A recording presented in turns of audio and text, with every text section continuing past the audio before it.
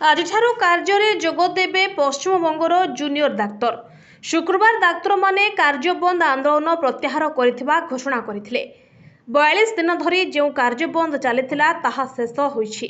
ଶୁକ୍ରବାର ସେମାନେ ସିବିଆଇ ଅଫିସକୁ ଏକ ଶୋଭାଯାତ୍ରାରେ ଯାଇଥିଲେ। ତୁରନ୍ତ ତଦନ୍ତ ଶେଷ କରି ଦୋଷୀକୁ ଦଣ୍ଡ ମିଳୁ ବୋଲି ଦାବି କରିଥିଲେ। ଏହାପରେ କାର୍ଯ୍ୟ ବନ୍ଦ ଆନ୍ଦୋଳନ ପ୍ରତ୍ୟାହାର କଥା ଘୋଷଣା କରିଥିଲେ।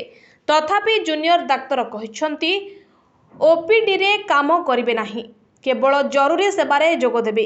ରାଜ୍ୟ ସରକାର ଦେଇଥିବା ପ୍ରତିଶ୍ରୁତି ପୂରଣ ନ କଲେ ପୁଣି ଆନ୍ଦୋଳନ କରାଯିବ ବୋଲି ସେମାନେ ଚେତାବନୀ ଦେଇଛନ୍ତି।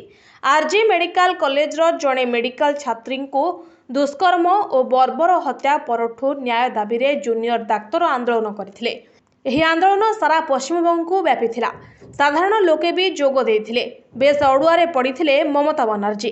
ସୁପ୍ରିମକୋର୍ଟଙ୍କ ହସ୍ତକ୍ଷେପ, ସିବିଆଇ ତଦନ୍ତ, ମୁଖ୍ୟମନ୍ତ୍ରୀଙ୍କ ସହିତ ବାରମ୍ବାର ଆଲୋଚନା, ରାଜ୍ୟ ସରକାରଙ୍କ ପକ୍ଷରୁ କଡ଼ା ପଦକ୍ଷେପ ପରେ ବି ସେମାନେ ନରମି ନଥିଲେ।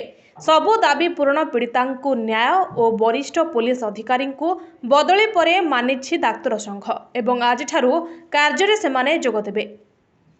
Bureau report, NTV।